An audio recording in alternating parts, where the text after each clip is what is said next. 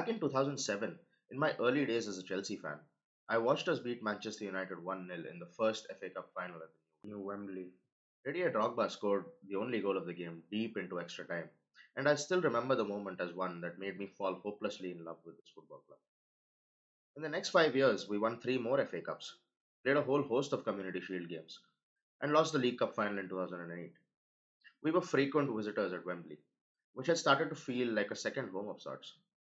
In the last decade, however, it started feeling like a boarding school that we were being sent to against our will. Since winning the FA Cup in 2012, we have visited Wembley on a total of 19 occasions. We've won 7 and lost 12, and lifted silverware at the ground only twice: the League Cup in 2015 against Mauricio Pochettino's Spurs, and the FA Cup in 2018 in Antonio Conte's final game in charge. That does feel like a long, long time ago, doesn't it? Well, that's probably because it was, in fact, a long, long time ago. While defeats include losses in the League Cup finals in 2019 and 2022, and FA Cup finals in 2017, 2020, 2021, and 2022. With that walk down memory lane, now let's talk about our latest failure. It was another game where we failed to finish the chances that we created, were the victims of a very questionable refereeing decision, and were ultimately done by the odd goal. Same old, same old. This is the team that Pochettino started with Conor Gallagher on the left wing, Cole Palmer as the central attacking midfielder, and Noni Madueke on the right. Thiago Silva and Trevor Chalobah started as the centre backs, with injury problems continuing to plague our defence this season. Manchester City were coming into this game 3 days after an energy sapping Champions League quarter final against Real Madrid, where they played for 120 minutes before losing on penalties. They were definitely there for the taking, and starting the game with high intensity would have been on Chelsea's minds. The game plan looked set from the off, allowing Manchester City possession in non dangerous areas, stifling central progression, and then hitting with pace and numbers on the counter attack. It worked to a T as well, except for the final and most important part: finishing. Here's Cole Palmer robbing John Stones just 18 seconds in. If we had worked this well, we would have had a 4v3 against their backline of Walker, Manuel Akanji, and Nathan Ake, who is out of shot in this picture. One of either Stones or Akanji stepped into midfield to form the customary double pivot with Rodri, but we were doing well to suffocate this area of the pitch and not allowing them to play through. Pep Guardiola's men looked to find solutions, but we saw a lot of discipline and compactness from Chelsea in the first half. Here, Stones is forced to go wide to receive the ball with his back to goal and is closely tailed by Moises Caicedo. We can see the Englishman asking Ake to play the ball backwards. He receives the pass nevertheless and is ultimately crowded out, and the ball is intercepted by Madueke. Two quick, simple passes later, Jackson receives and does brilliantly to turn Akanji and give himself a run at goal. Ake, however, catches up and just about wins the ball with a lunging tackle. Chelsea's smart pressing, along with Man City's lethargy and shoddiness after their midweek game, was seeing us pose a significant threat. Kyle Walker here really doesn't have any options to play the ball forward.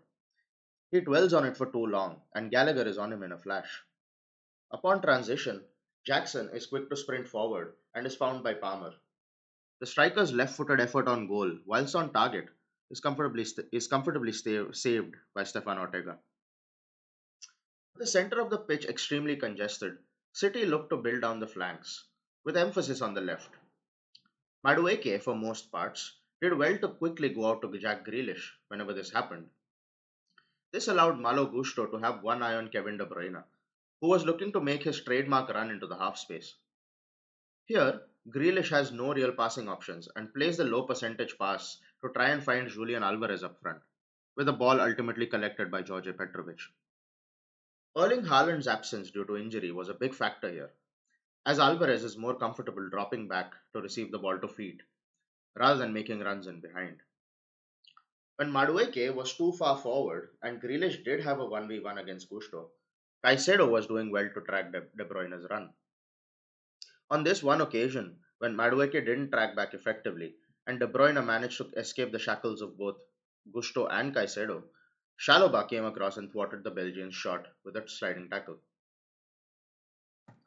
The best chance of the first half, and possibly the whole game, unsurprisingly came from a Chelsea counter-attack. Shalaba, who had a pretty solid outing, wins his duel with Alvarez. Look at how all over the place City are here, as Thiago Silva plays the ball to Enzo in midfield. The Argentine is under no pressure whatsoever and thumps a fantastic ball forward to Jackson, who uses his pace to get away from the backline. He starts his run from behind the halfway line and is therefore onside. One on one with Ortega, he has two golden opportunities to get his shot away. One here and then here, after he rounds the goalkeeper. Unbelievably, though, he doesn't shoot at all, and City are able to ultimately clear. City's best chance, ironically enough, came from a counter attack of their own. Following a Chelsea corner, Phil Foden brings the ball away and plays it long to Alvarez. Gusto thinks he has the situation under control, but the City striker plays an exquisite reverse pass to De Bruyne, who is in space in a very dangerous situation. He slices our defense open with a through ball to Foden, who rounds Petrovic but takes the ball too wide. His cross is then headed away by Marco Corella. As a whole, in the first half, neither De Bruyne nor Foden were able to receive the ball in dangerous areas close to the Chelsea goal. They often dropped deep to try and influence the game, but with no Haaland to run in behind, these attempts were largely unsuccessful. Here's an example, with De Bruyne trying to play the telling pass from behind the halfway line. Petrovic has no trouble dealing with it whatsoever. City may have dominated possession in the first half, but Chelsea definitely controlled the proceedings. The reigning English champions were largely restricted to speculative efforts from distance and didn't have a single shot on target.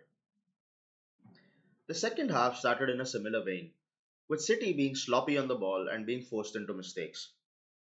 Palmer is touch tight here on Akanji, and then Gallagher is quick to close down Rodri, who plays an awkward ball back to his goalkeeper. Ortega shanks his clearance straight to Madueke, who opts to cut in and shoot, but blazes over.